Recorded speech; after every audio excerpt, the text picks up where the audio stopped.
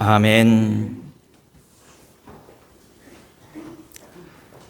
오늘 봉독한 누가복음 13장 6절로 9절까지의 말씀을 가지고 열매를 구하였으나 라는 제목으로 하나님의 말씀을 선포합니다.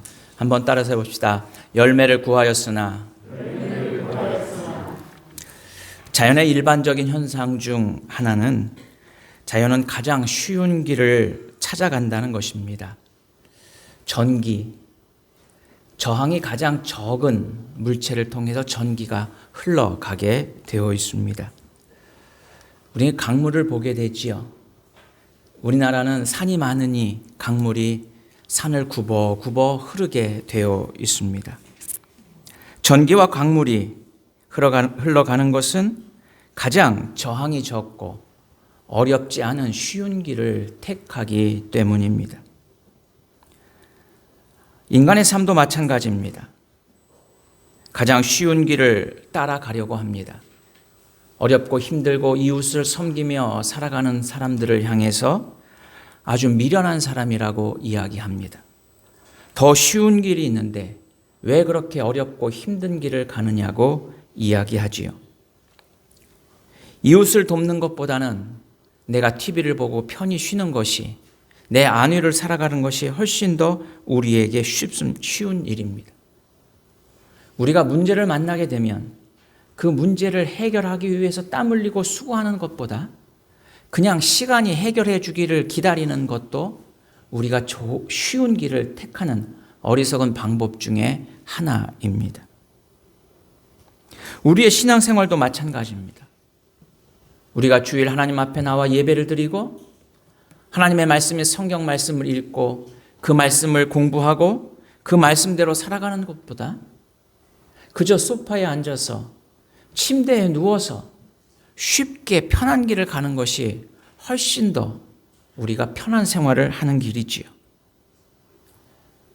예수님은 십자가를 지고 나를 따르라 말씀하셨지만 십자가를 지고 따르는 것보다 십자가는 그저 내팽개치고 편안히 그냥 걸어가는 것이 우리에게는 훨씬 더 쉬운 길이기 때문에 우리는 그 쉬운 길을 선택하고자 하는 모습이 우리 안에 있습니다. 그리고 세상은 끊임없이 우리를 향해서 그 편한 길을, 쉬운 길을 선택하도록 유혹하고 있습니다. 그러나 이런 세상의 물질의 원리와 그리고 인간의 원리가 공통적인 것 같지만 그러나 한 가지 차이점이 있습니다. 세상의 물과 전기는 쉬운 길을 찾아갑니다. 우리 인간도 쉬운 길을 찾아갑니다. 그러나 인간에게는 그 쉬운 길을 찾아 살아가는 삶에 대한 책임을 묻지 않을 수가 없습니다. 그리고 또한 우리 인간에게는 그 삶의 선택에 대한 분명한 심판이 있음을 우리는 분명히 알아야 한다라고 하는 것이지요. 다시 말해서 우리가 세상의 물질처럼 또는 세상의 자연의 원리처럼 쉬운 길을 택하지만 우리는 그 쉬운 길을 택한 것에 대한 책임과 그리고 심판이 있음을 분명히 알아야 한다는 것입니다. 그렇기 때문에 인간은 때로는 쉬운 길을 가는 것이 더 나에게 편하지만 때로는 쉬운 길을 포기하고 어려운 길을 선택하며 가는 사람들이 있습니다. 그 길은 비록 어렵지만 바른 길이기 때문입니다. 그 길은 힘들고 고난의 길이지만 그것이 진리의 길이기 때문에 우리는 그 길을 선택하며 살아갑니다. 오늘 본문의 말씀은 우리가 잘 아는 것처럼 열매를 맺지 못한 무화과나무 비유의 말씀이지요. 예수님께서 비유로 말씀을 하십니다. 포도원에 무화과나무를 심게 되었습니다. 3년이 지나도록 그 무화과에서는 열매를 거둘 수가 없었죠. 주인이 와서는 그 포도원 지기에게 이야기하기를 3년 동안 기다렸지만 열매가 없으니 땅만 버리고 있으니 그 나무를 베어 버리라고. 그때 포도원 지기가 이야기합니다. 주인님, 1년만 좀 기다려 주십시오. 제가 올해 두루 파고 기름을 주고 그래서 열매를 맺도록 해보겠습니다. 그래도 열매가 없다면 찍어 버리십시오. 오늘 본문을 통해서 우리 인간의 삶은 열매 맺는 삶을 살아가야 함을 우리 주님을 통해서 우리는 배우게 됩니다. 열매 맺지 못하는 이 무화과 나무가 왜 주인으로부터 버림을 받게 되었을까요? 열매 맺지 못하는 무화과 나무는 무슨 이유로 열매를 맺지 못할까요? 우리 인생의 모든 사람들은 열매를 맺고자 하지만 우리가 너무나도 쉬운 길을 선택하고 편한 길을 선택하기 때문에 우리는 열매 없는 삶을 살아가고 있음을 우리는 보게 됩니다. 자, 무화과 나무는 왜 열매를 맺지 못했을까요? 그 첫 번째는 무화과 나무의 존재의 이유를 우리는 분명히 볼 수 있어야 한다라고 하는 것입니다. 포도원 주인이 무화과 나무를 통해서 얻고자 했었던 것이 있습니다. 그것은 무엇입니까? 열매였습니다. 무화과 나무가 포도원에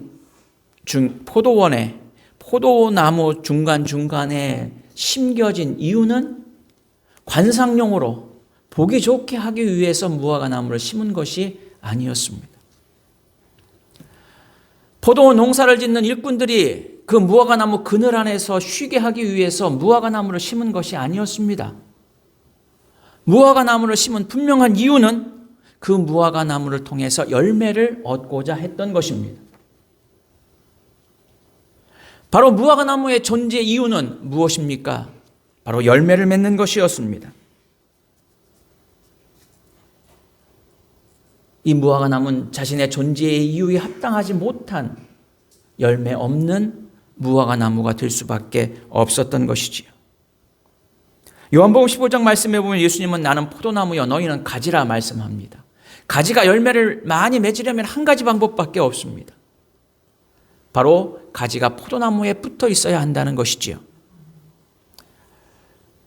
우리가 편한 길을 선택하고 우리가 내게 유익한 길을 선택해서 열매를 맺기를 바란다면 그것은 잘못된 선택일 수밖에 없다는 것입니다. 우리는 열매 없는 무화과 나무의 모습을 보면서 자신의 존재의 이유를 망각함으로 인해서 책임지지 못하는, 열매 맺지 못하는 무화과 나무를 보게 된다는 것이지요.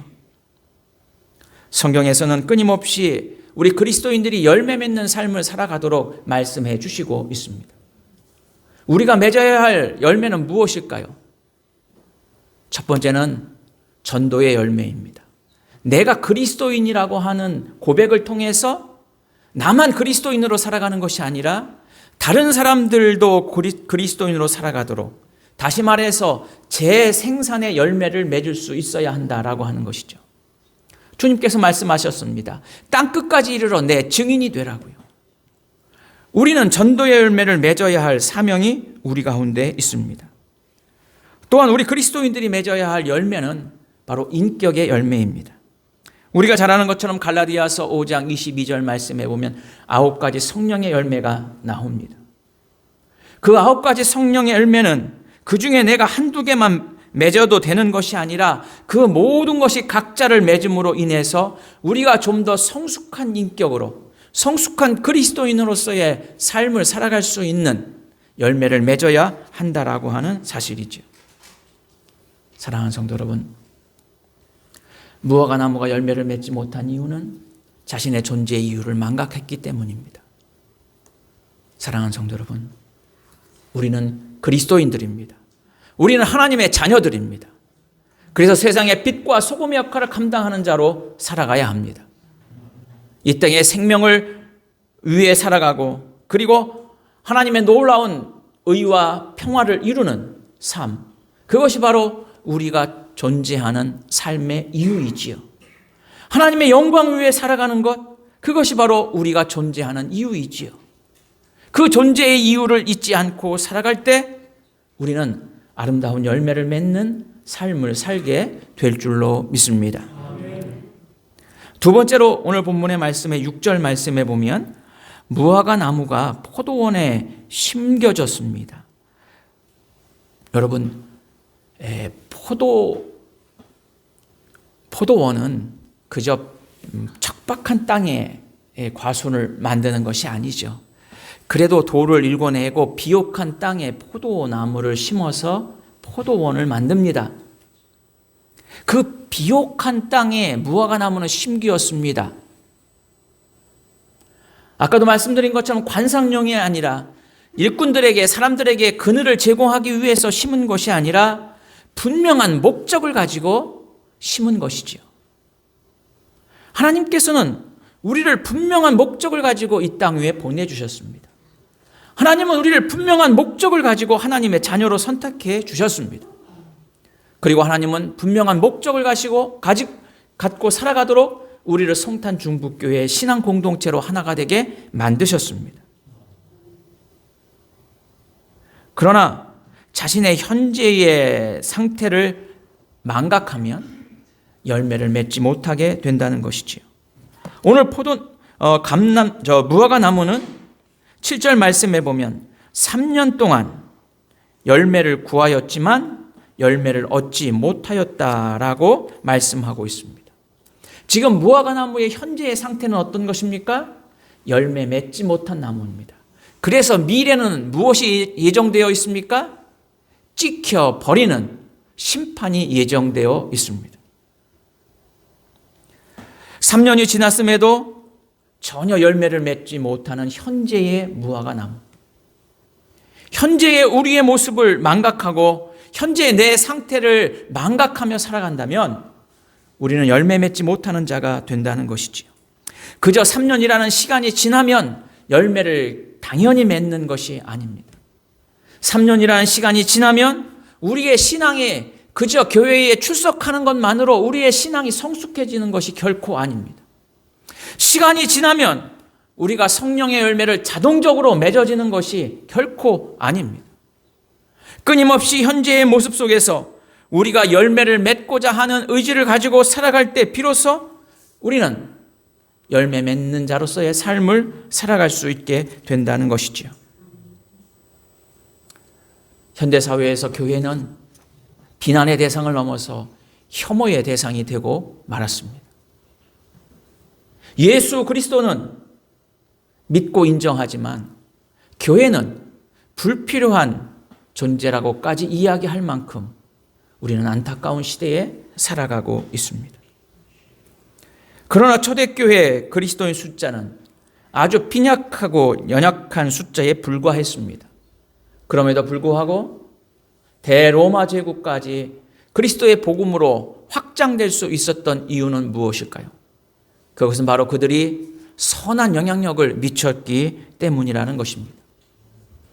여러분, 우리가 지난 2년 동안 코로나로 얼마나 힘든 시간을 보냈습니까? 지금도 코로나로 인해서 불편함을 감수하며 살아갑니다.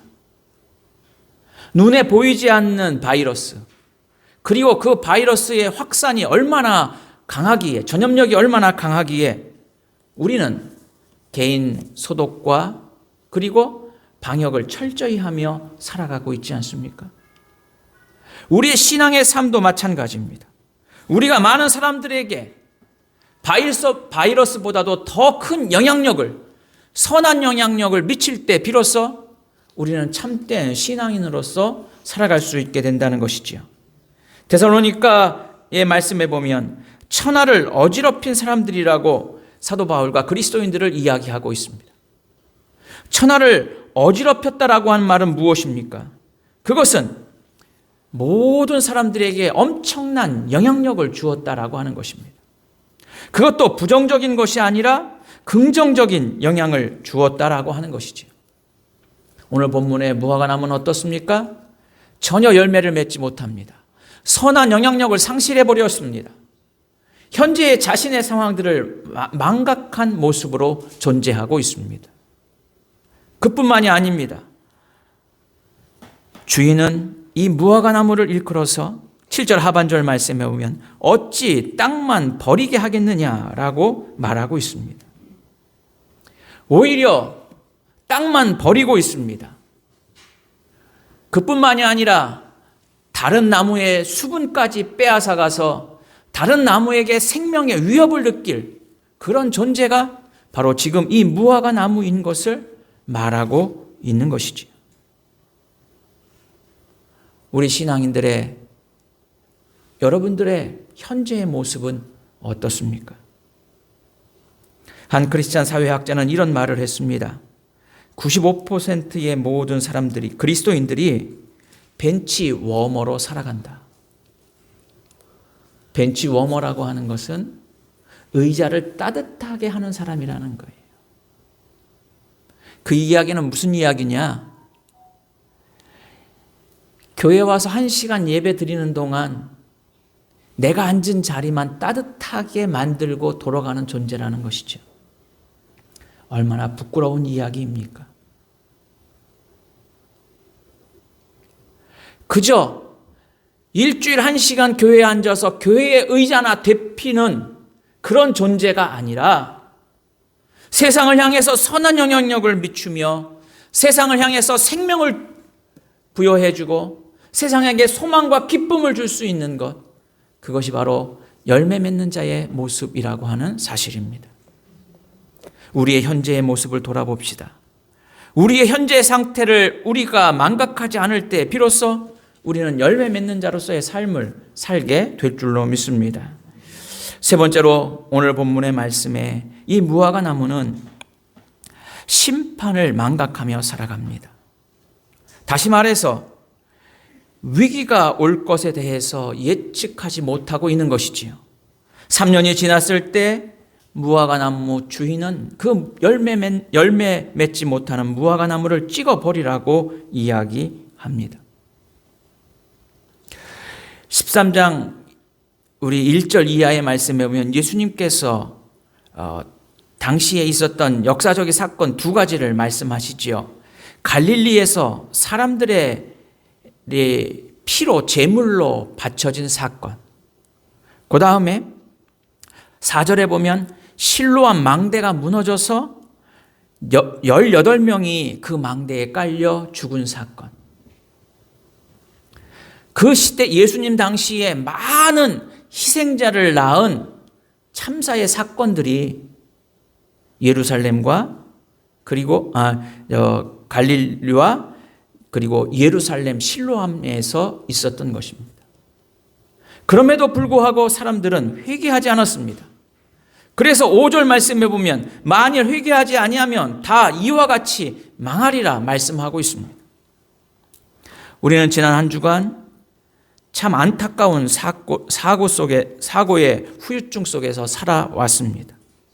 수많은 젊은이들을 우리는 보내야만 했습니다. 그 사고를 보면서 그저 안 됐구나, 안타깝구나 라고 남의 일처럼 말하고 있지는 않습니까? 혹은 소수의 잘못된 사람들처럼 거기를 왜 가서 그들의 죄 때문에 그들이 죽은 것이라고 비난하며 살아가고 있지는 않습니까? 예수님 당시에도 사람들이 죄가 많아서 그렇게 망대의 무너짐에 깔려 죽었습니다라고 비난하는 어리석은 사람들이 있었습니다. 회개하지 못한 사람들이었습니다. 회개하지 않으면 열매를 맺을 수 없는 것이죠. 이어서 오늘 예수님이 6절에 말씀하고 있는 것입니다. 망대의 무너짐의 그 참 속에서 회개하지 못하는 자들, 그들은 바로 열매 맺지 못하는 자들이다. 그러므로 하나님의 심판이, 위기의 순간이 그 소수의 사람들에게 혹은 갈릴리와 실로암 주변에서만 있었던 것이 아니라 오늘 우리가 열매 맺지 못하는 무화과 나무로 살아간다면 결국 우리는 찍혀 버릴 수밖에 없는 심판의 자리에 설 수 없음을 예수님은 말씀해 주시고 있는 것이지요. 사랑하는 성도 여러분, 갈릴리에서의 사람의 피를 흘린 사건, 그리고 실로암의 망대가 무너져 18명의 사람이 죽은 사건, 그리고 156명의 젊은이들이 압사해서 죽은 사건, 그것은 결코 나와 상관없는 사건이 아닙니다. 언제든 나에게 올 수 있는 심판의 순간들이 내 앞에 있음을 우리는 분명히 알아야 한다라고 하는 사실이죠. 포도원 주인이 이 열매 맺지 못한 무화과 나무를 찍어버리려 했지만 포도원 지기는 1년의 기회를 더 달라고 요청하고 있습니다. 어쩌면 우리가 심판의 자리에서 찍어버려야 할 열매 맺지 못한 무화과 나무 같은 존재이지만 우리 주님께서 사랑으로 우리를 1년 더, 아니 한 번 더 열매 맺는 기회를 허락해 주시고 있음을 우리는 분명히 깨달아야 한다라고 하는 것이지요. 그러므로 하나님께서 우리에게 주시는 삶의 기회는 놀라운 하나님의 은총의 기회임을 우리는 기억할 수 있어야 한다라고 하는 사실입니다. 그러기에 하나님이 허락하신 삶의 기회를 열매 맺기 위해서 살아가는 믿음의 성도들이 됩시다. 내 존재의식을 분명히 깨닫고 그리고 현재의 상황을 정확하게 인식하고 그리고 심판이 있음을 기억하면서 하나님 앞에서 열매 맺는 존재로 살아가는 복된 믿음의 삶이 되기를 소망합니다. 우리 주님은 열매를 구하시고 계십니다. 지금 우리가 열매를 맺고 하나님 앞에 열매를 드리기를 원하시고 계십니다. 주님이 열매를 구하셨으나 우리가 열매를 맺지 못했습니다 라고 하는 열매 맺지 못한 무화과 나무와 같은 어리석은 자들이 아니라 우리의 아름다운 신앙의 열매로 하나님 앞에 드려지는 여러분들의 복된 믿음의 삶이 될 수 있기를 주의 이름으로 축원해 드립니다. 기도합시다. 참 좋으신 아버지 하나님 감사합니다. 우리가 하나님의 자녀임을 잊지 않게 하시고 우리의 현재의 상태가 선한 영향력을 미치는 믿음의 삶이 되게 인도하시며 하나님의 심판이 있음을 기억하고 우리가 선한 열매를 맺는 우리 모든 믿음의 삶이 되게 인도하여 주옵소서. 우리 주 예수 그리스도 이름으로 간절히 기도드리옵나이다. 아멘.